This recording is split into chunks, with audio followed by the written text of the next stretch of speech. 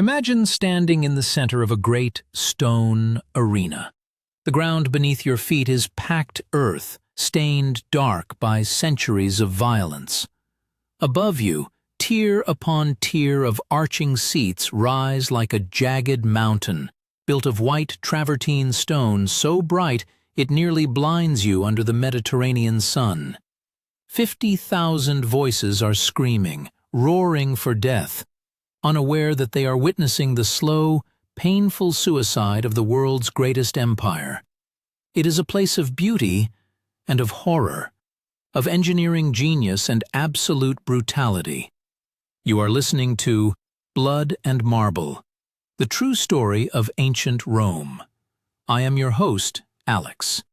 Rome was not built in a day, but it was built on the backs of millions. It is a story that echoes through the corridors of time, a tale of how a small, mud hut village on the Italian peninsula rose to conquer the known world, only to crumble under the weight of its own excess. We often look back at Rome and see the marble statues, the flowing togas, and the grand philosophy. We see the elegance. But today, we are going to look deeper. We are going to look at the blood. If you are enjoying this deep dive into history, please make sure to subscribe to the channel so you never miss an episode. Your support helps us bring you these incredible stories. Now, look closely at the statues of the emperors. They look perfect, don't they? Chiseled jaws, calm eyes, bodies of gods. But if you were to peel back that layer of marble, you would find the scars of stab wounds, the madness of poison, and the paranoia that turned families into executioners. That is the true Rome. Before we step back in time to witness the rise of the legions, I want to ask you a question. What is the one thing about ancient Rome that confuses you the most? Is it their religion, their politics, or perhaps their gladiatorial games? Let us know in the comments below. We love reading your thoughts and theories. The journey begins now. Leave your modern morality at the door, because in ancient Rome, might made right, and survival was never guaranteed. The story of Rome does not begin with marble. It begins with mud.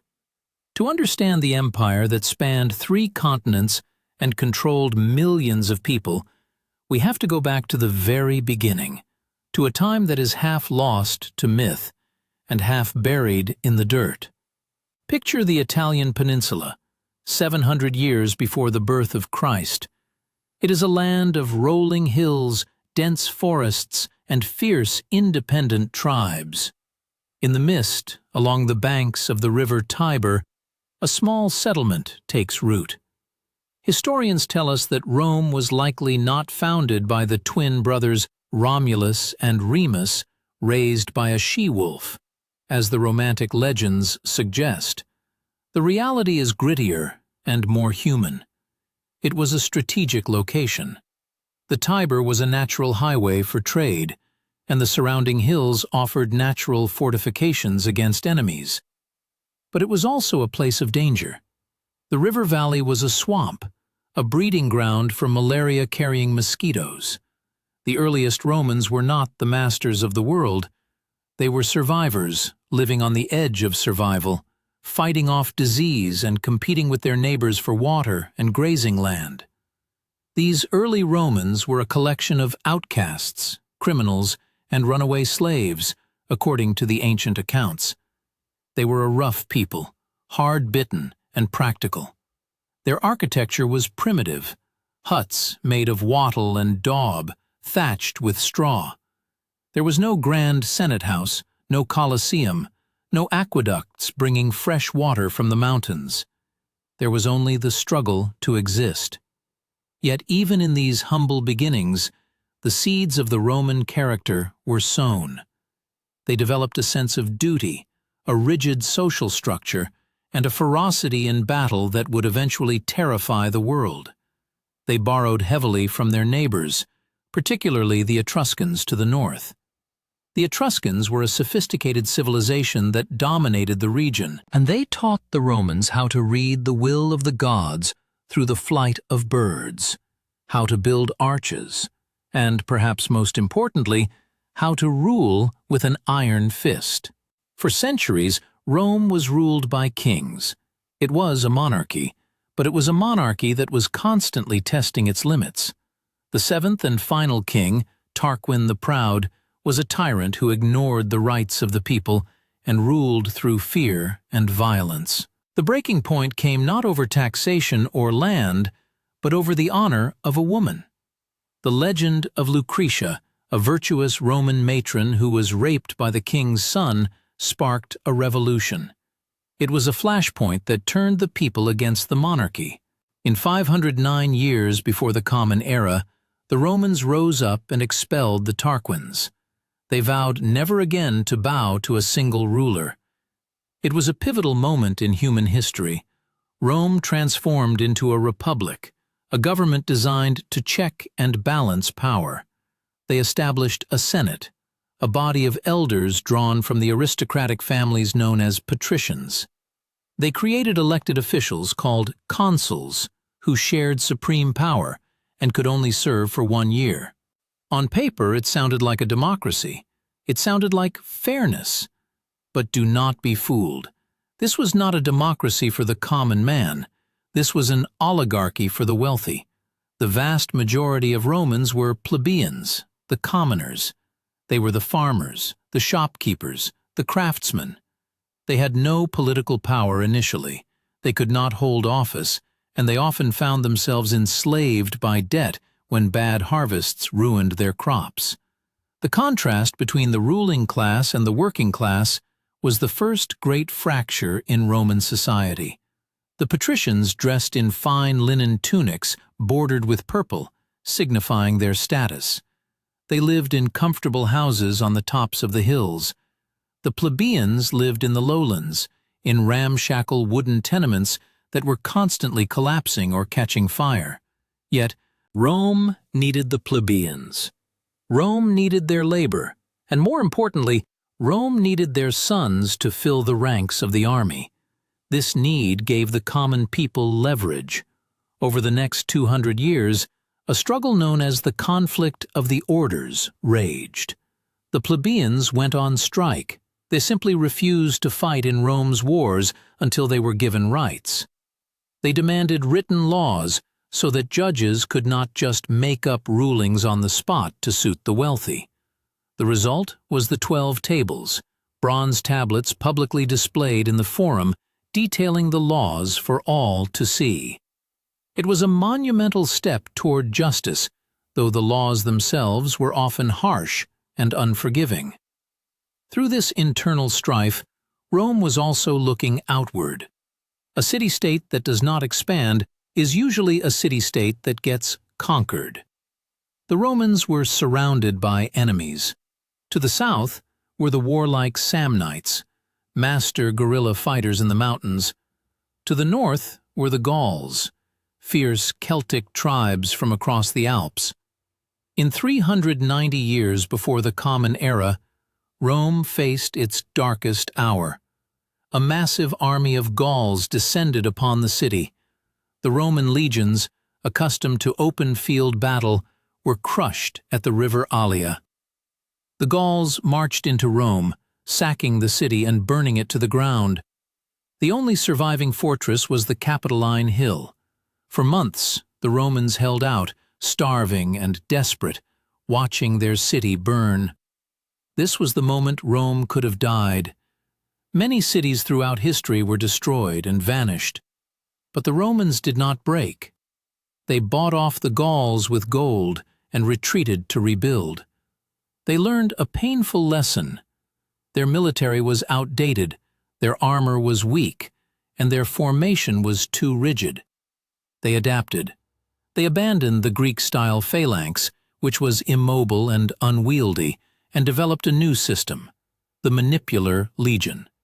This was a flexible formation of smaller groups that could maneuver independently on the battlefield. It was the military equivalent of inventing the transmission in a car.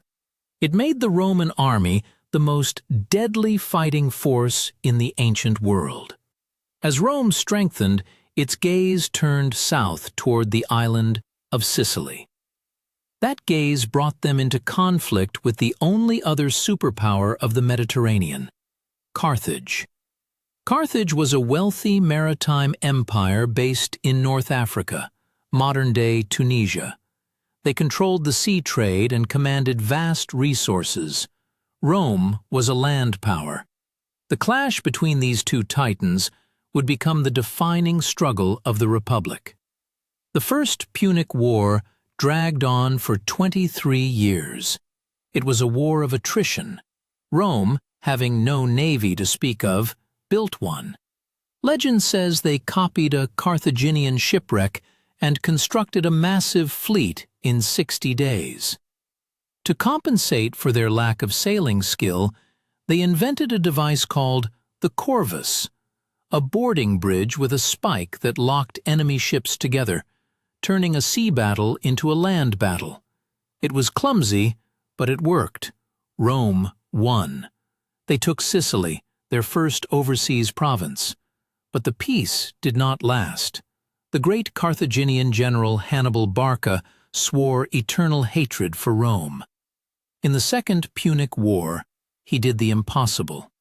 He led an army, including war elephants, over the freezing Alps and descended into Italy.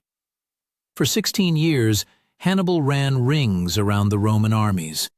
He destroyed them at Cannae, slaughtering 50,000 Roman soldiers in a single afternoon. It was a tactical masterpiece still studied in military academies today. Rome was bleeding. City after city defected to Hannibal. The streets of Rome were in a panic. The government considered fleeing.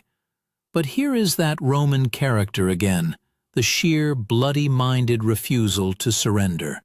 The Senate refused to discuss peace terms. They raised new armies. They refused to engage Hannibal directly in open battle, instead attacking his supply lines and his allies in Spain and North Africa. It was a slow war of exhaustion.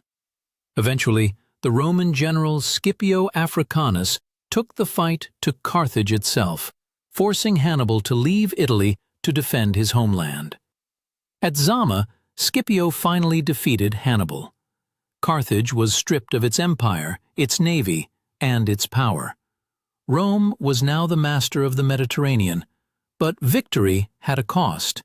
The small farms of Italy were devastated. The legionaries returned home to find their properties ruined or bought up by rich aristocrats who were using vast numbers of slaves to run giant estates called latifundia. The common Roman citizen was losing his land, his livelihood, and his independence. The Republic was thriving, yes, but it was rotting from the inside out. The streets of Rome were filling with homeless veterans and unemployed masses. The marble temples were getting bigger, but the gulf between the rich and the poor was becoming unbridgeable. The stage was set for a new kind of leader, a man who would shatter the old rules and change Rome forever. A man named Julius Caesar. The Roman Forum was the beating heart of the empire, a place where the air was thick with the smell of spices, unwashed bodies, and political intrigue. In the 1st century before the Common Era, this was the center of the world. It was here that Julius Caesar, a young aristocrat from a noble but impoverished family, began his climb. He was not a typical Roman general. He was dashing, charming, and deeply in debt. Caesar understood something that the old guard in the Senate often forgot. Power in Rome was not just about who you knew. It was about how many people loved you. He staged elaborate public games, spending fortunes he didn't have, to win the favor of the plebeians. When he needed money to pay off his debts, he turned his gaze to the west, to a place the Romans called Gaul. Gaul covered what is now modern-day France and parts of Belgium. It was a land of fierce Celtic tribes, tall warriors who fought with wild enthusiasm. For 8 long years, Caesar campaigned in the forests and marshes of Gaul. It was a brutal war of extermination. He slaughtered entire tribes, sold 1 million people into slavery, and brought the region under the heel of Rome. But he did it brilliantly. Caesar wrote his own accounts of the war, sending dispatches back to Rome to be read aloud in the Forum. He wrote in the third person, making himself sound like a god of war. Caesar arrived. Caesar saw. Caesar conquered. The people back in Rome were spellbound. They were getting a front-row seat to one of the greatest military conquests in history. While Caesar was away, the political situation in Rome was collapsing. The Republic was designed for a city-state, not an empire. It relied on a delicate balance of power between 2 men, known as the First Triumvirate. It was an informal alliance between Caesar, the wealthiest man in Rome named Crassus, and a general named Pompey. Crassus was killed in a disastrous battle against the Parthians in the east. His severed head was used as a prop in a play.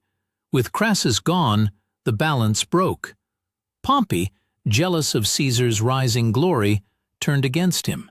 He aligned himself with the Senate and ordered Caesar to disband his army and return to Rome as a private citizen, knowing full well that if he did, he would be prosecuted for his actions while consul. Caesar stood on the banks of the Rubicon River, the northern border of Italy. To cross it with an army was treason. It was a declaration of war against the state. He paused, looking at the dark water, knowing that once he crossed, there was no turning back. The die was cast. He crossed. The civil war that followed was swift and decisive. Pompey and the Senate were unprepared for Caesar's speed. He routed his enemies at the Battle of Pharsalus.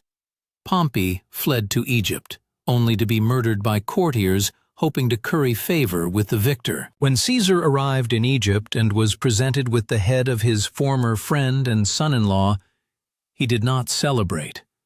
He wept. Caesar returned to Rome not as a conqueror, but as a dictator. He was appointed dictator for life. He began to implement reforms. He redistributed land to the poor. He reformed the calendar, creating the Julian calendar, which is essentially the one we use today. He planned massive public works projects. He even floated the idea of expanding the Senate to include representatives from the provinces. But to the conservative aristocrats, Caesar was a tyrant in the making. He was a king in all but name, and the Romans hated the word king. There were whispers of conspiracy. On the Ides of March, the 15th of March, 44 years before the Common Era, Caesar walked into the Senate. He was handed a note warning him of the plot, but he didn't read it. Surrounded by men he considered his friends, men he had pardoned and promoted, the daggers struck. Casca struck the first blow. Brutus, a man Caesar loved like a son, drove his blade in last. Caesar fought at first, but when he saw Brutus among his attackers, he pulled his toga over his head and sank to the floor, dying at the base of Pompey's statue. They had killed the man, but they had not killed the idea. The conspirators, led by Brutus and Cassius, marched out into the Forum shouting, "Liberty!" expecting the crowds to cheer. Instead, they were met with silence and fear. The people were not celebrating freedom. They were mourning the only man who had ever looked out for them. Rome plunged back into civil war. Power was split between Caesar's lieutenants, Mark Antony, and Caesar's adopted great-nephew, Octavian. Octavian was a sickly young man of 19, but he possessed the name Caesar and a cold, calculating political genius. For a time, they formed a second triumvirate with a third man, Lepidus, and they purged their enemies with ruthless efficiency. Hundreds of senators were killed, their property confiscated. The alliance was doomed to fail, just like the first one. Octavian and Mark Antony eventually turned on each other. Antony fell in love with Queen Cleopatra of Egypt, the last ruler of the Ptolemaic dynasty, and the two of them challenged Octavian for control of the sea. The final battle was fought at Actium in Greece. Octavian's brilliant general Agrippa crushed the combined forces of Antony and Cleopatra. Seeing the battle lost, Antony and Cleopatra fled back to Egypt. When Octavian's forces landed, they took the city. Antony fell on his sword, dying in Cleopatra's arms. Cleopatra, famously refusing to be paraded through the streets of Rome as a captive in chains, committed suicide. Tradition says by the bite of an asp, a venomous snake. Octavian was now the sole master of the Roman world. He was 22 years old. He could have taken the title of dictator like Julius, but he was smarter. He knew the Romans feared the word king, so he played a game of shadows. He returned power to the Senate and the people, claiming he had restored the Republic. But in reality, he held all the cards. He controlled the army, the grain supply, and the provinces. The Senate gave him a new name, Augustus, meaning the revered one. They called him Princeps, or first citizen. It was a clever fiction. The Republic still existed on paper. The elections still happened. The Senate still debated. But everyone knew who was really in charge. The Roman Republic was dead. The Roman Empire had begun. Under Augustus, Rome entered a new age of peace known as the Pax Romana. It was a time of unprecedented stability and prosperity. The borders of the empire stretched from the sands of the Sahara in the south to the moors of Scotland in the north, from the Atlantic coast of Spain in the west to the Euphrates River in the east. It was the greatest empire the world had ever seen. Augustus famously boasted that he found Rome a city of bricks and left it a city of marble. He was not exaggerating. He poured the wealth of the empire into the capital. Massive new forums were built, gleaming with white stone. The aqueduct Aqua Julia brought fresh water to the city. The temple of Mars Ultor, the Avenger, stood as a monument to military might. But this beauty came with a heavy price. The imperial cult began to emerge, with Augustus being worshipped as a god in the provinces. The Roman people traded their political freedom for security and bread. The poet Juvenal famously described this trade as panem et circenses, bread and circuses. The government kept the masses fed and entertained with free grain and spectacular games, ensuring they remained docile and obedient. We want to take a moment to ask for your engagement again. With all the political maneuvering we just discussed, who do you think was the most brilliant political operator in Roman history? Was it Caesar, Octavian, or perhaps someone else? Let us know in the comments below and join the debate. Now, let us look at the daily lives of the people who lived in this city of marble. Because for the average Roman, life was not about grand politics or imperial conquest. It was about survival in a city that was overcrowded, noisy, and dangerous. Rome had a population of roughly 1 million people, a number the city would not see again until the 19th century.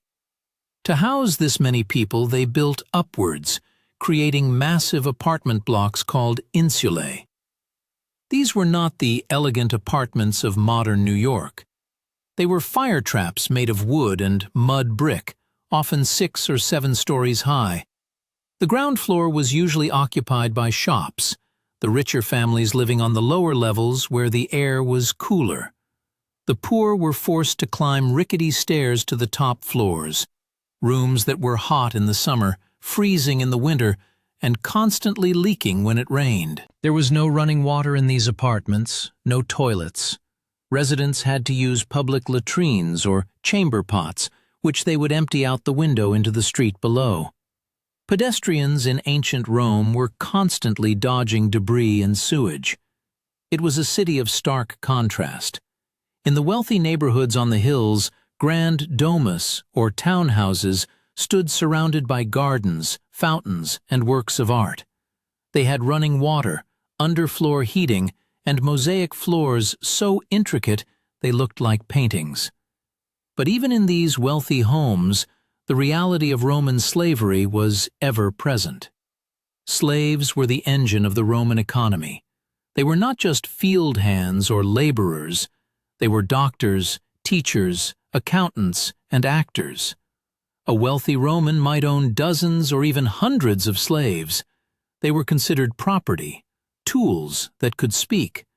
A master had the power of life and death over his slaves. If a slave committed a crime, the entire household of slaves could be put to death just for not preventing it. Imagine the noise of the city. There was no traffic control. Metal-rimmed wheels clattered over cobblestones. Merchants shouted their wares. Donkeys brayed. The smell of garum, a fermented fish sauce that the Romans put on everything, wafted through the air. It was a sensory overload. And then there were the games. The Colosseum, or the Flavian Amphitheater, was the ultimate expression of Roman power and brutality. This elliptical wonder of engineering could seat 50 to 80,000 spectators. Under the wooden floor lay the Hypogeum, a complex network of tunnels and cages where gladiators and wild animals waited. On a day of games, the city would grind to a halt. The crowds poured in. They watched criminals executed in elaborate mythological plays. They watched hunters fight lions, tigers, and bears. And they watched gladiators fight for their lives. We often think of gladiators as simply warriors fighting to the death, and often they were. But they were also celebrities. They were the rock stars of their day. Successful gladiators endorsed products, had fan clubs, and were adored by women. They were usually slaves, prisoners of war, or condemned criminals. But a free man could also volunteer to fight. To a poor Roman, the fame and glory of the arena, however short-lived, were a tempting escape from poverty. The referee in a gladiator match, usually dressed as Charon, the ferryman of the underworld, had the final say. If a gladiator was defeated and disarmed, he would raise a finger to ask for mercy. The crowd would then decide.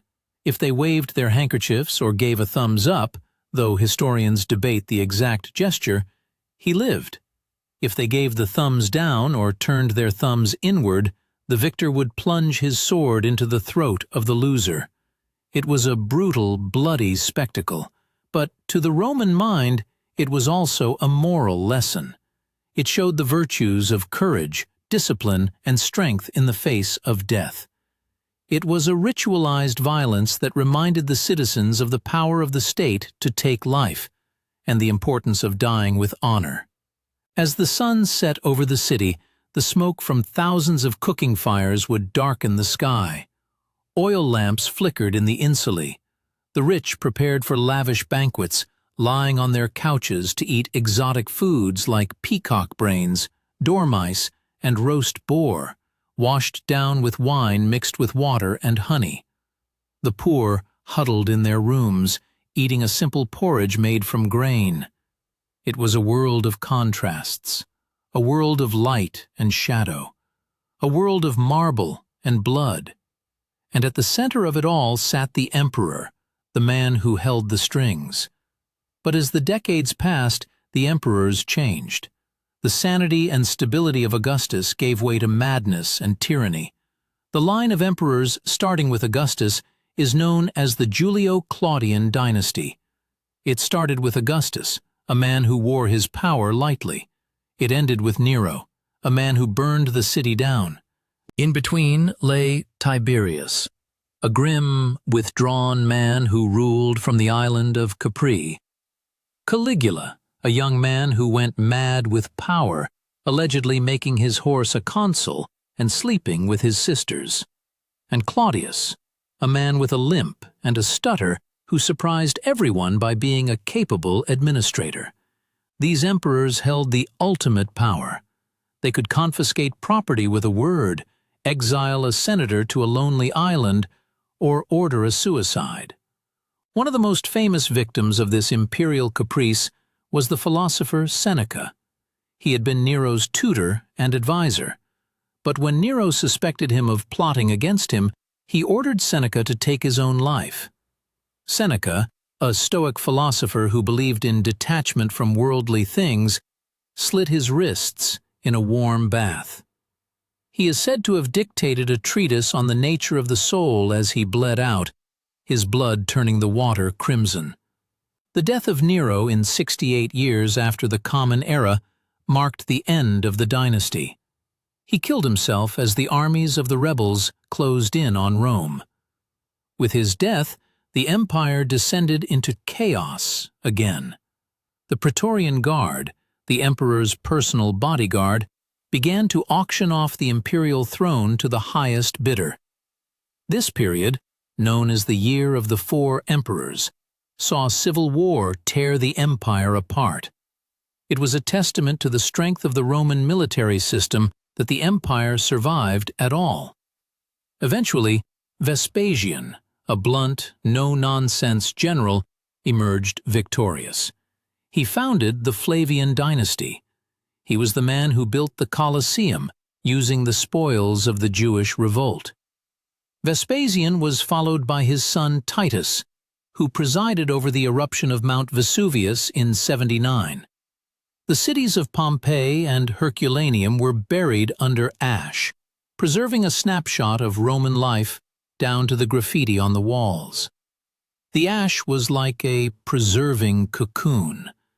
When we excavate it today, we see the tables set for dinner, the loaves of bread in the ovens, and the bodies of people caught in the final moments of their lives, huddled together in terror. Domitian, Vespasian's younger son, followed Titus. He was a tyrant. He executed senators at the slightest provocation. He eventually was assassinated. The Roman elite celebrated his death, but the Roman army missed his discipline.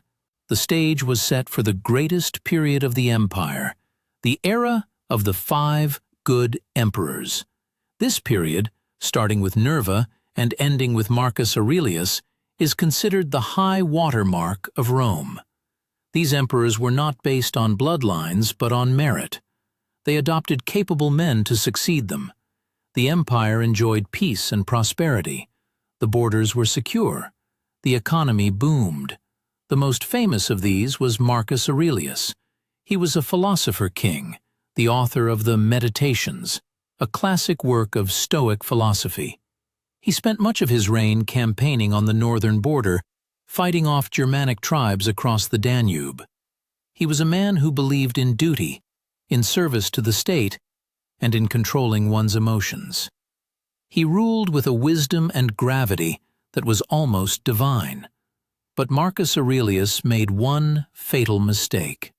He broke with tradition and passed the empire to his biological son, Commodus. Commodus was nothing like his father. He was arrogant, violent, and obsessed with his own physical prowess. He changed the names of the months to his own names. He fought in the arena, though he usually fought against animals or wounded men, always ensuring his own victory. He was a megalomaniac who thought he was the reincarnation of Hercules. The reign of Commodus marked the beginning of the end. The political stability of the last century crumbled. The Senate became a rubber stamp for whoever controlled the armies. The 3rd century was a time of crisis. Generals were declared emperors by their troops, only to be killed a few months later. In one 50-year span, Rome had over 20 emperors, most of whom died violent deaths. Meanwhile, outside the borders, the enemies of Rome were gathering strength. The Parthians in the east were replaced by the Sassanid Empire, a much more aggressive foe. In the north, the Germanic tribes were coalescing into larger confederations. The Goths and the Alemanni pressed against the frontiers. The Roman army, stretched to its limit, began to falter. To save the empire, a series of soldier emperors rose. Diocletian, a tough Illyrian general, managed to stabilize the situation in the late 3rd century. He realized the empire was too big for one man to rule. He introduced the tetrarchy, the rule of 4.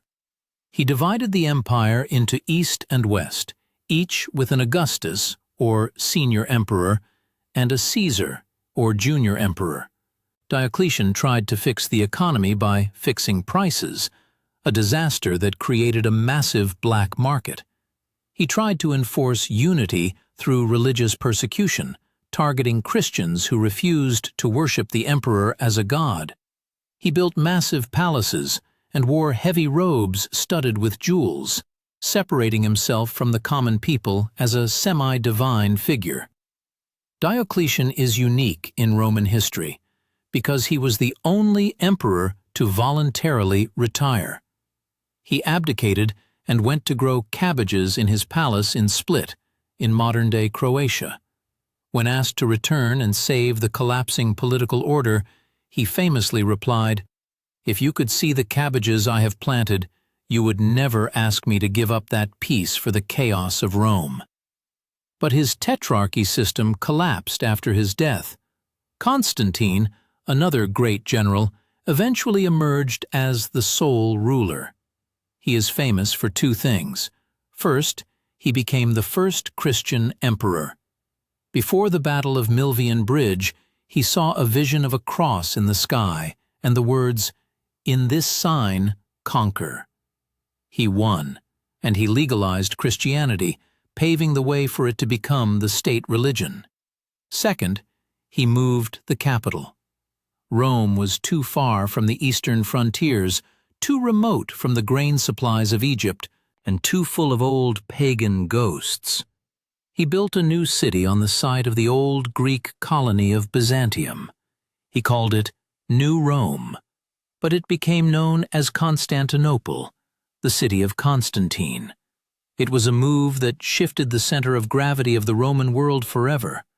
The city of Rome, the eternal city, began to lose its importance. The Senate remained, but the emperor, the court, the bureaucracy, and the army moved east. The empire split again, permanently, in 395 years after the Common Era. The Western Roman Empire, centered in Ravenna, and the Eastern Roman Empire, centered in Constantinople. The West was the poorer, weaker half. It bore the brunt of the invasions. In the winter of 400, 6 years after the Common Era, the Rhine River froze. This natural disaster opened the gates to the Vandals, Suebi, and Alans, Germanic tribes fleeing westward from the Huns. They crossed into Gaul and into Spain. The Roman army, overstretched and weakened by years of civil war, could not stop them. The worst was yet to come. In 410 years after the Common Era, the Visigoths, led by a ruthless king named Alaric, marched on Rome. They had been federates, allies of Rome, but they had been mistreated and betrayed. They laid siege to the city. For months, the people of Rome starved. The ghosts of the ancient heroes watched as the barbarians waited at the gates. Finally, the gates were opened. The Salarian Gate was thrown open, possibly by treachery from within. The Visigoths poured in. For 3 days, they sacked the city. They stripped the gold from the temples, they looted the wealthy houses, they enslaved the citizens. It was a psychological blow that resonated around the world. Rome, the city that had ruled the world for 800 years, had been conquered. Saint Jerome, a Christian monk writing in Bethlehem, wrote, "The city which had taken the whole world was itself taken." It was the end of an era. The capital was moved to Ravenna. The empire in the West continued to exist on paper, but it was a hollow shell. Britain was abandoned, Gaul was lost, Spain was taken by the Vandals. The final act came in 476 years after the Common Era. The Western Emperor was a boy named Romulus Augustulus, whose name was a cruel joke, combining the founder of Rome, Romulus, with the title of the first emperor, Augustus. He was a puppet. His father, a barbarian general named Orestes, held the real power. Another barbarian general, Odoacer, led a rebellion. He killed Orestes and captured Ravenna. He did not want to be emperor. Instead, he sent the imperial regalia to Constantinople, telling the Eastern Emperor that the West no longer needed an emperor. He would rule Italy as a king. The Roman Empire in the West was finished. The lights went out across Europe. The grandeur of Rome, the aqueducts that ran dry, the roads that crumbled, the baths that fell into ruin, faded into memory. It was the start of the Dark Ages. But in the East, the Roman Empire continued for another 1,000 years. They called themselves Romans to the very end, speaking Greek and defending the walls of Constantinople. But that is a different story. The legacy of Rome, however, did not die. Its laws became the basis of modern legal systems. Its language, Latin, evolved into the Romance languages. Its architecture was imitated by the Renaissance. Its engineering is still studied today. And the idea of an empire, of a unified civilization governed by law and order, remained a dream that Europe chased for centuries. So, when we look back at blood and marble, what do we see? We see a civilization capable of incredible acts of human will. They bridged rivers, drained swamps, and built monuments that stand 2,000 years later. But we also see a civilization built on violence. The marble columns were carved by slaves. The peace was kept by the sword. The true story of Rome is not a fairy tale. It is a cautionary tale. It is a story about the corrupting nature of absolute power and the fragility of civilization. It reminds us that everything we build, everything we value, can be swept away by war, plague, or political incompetence. Rome fell, but the world it created is the world we live in today. The blood may have washed away, but the marble remains. Before we finish this documentary, I want to thank you all for listening. We have covered thousands of years of history today, from the she-wolf and the mud huts to the fall of an empire. If you have made it this far, you are a true history enthusiast. We have one last question for you. Do you think the fall of Rome was inevitable? Or could a stronger leader have saved the Western Empire? It is a question historians have debated for centuries. We want to hear your theory. Leave your comment below. Don't forget to like, share, and subscribe for more deep dives into history. Every time you subscribe, you help us keep these stories alive. I am Alex. This was Blood and Marble, the true story of ancient Rome. Until next time, keep looking to the past to understand the future.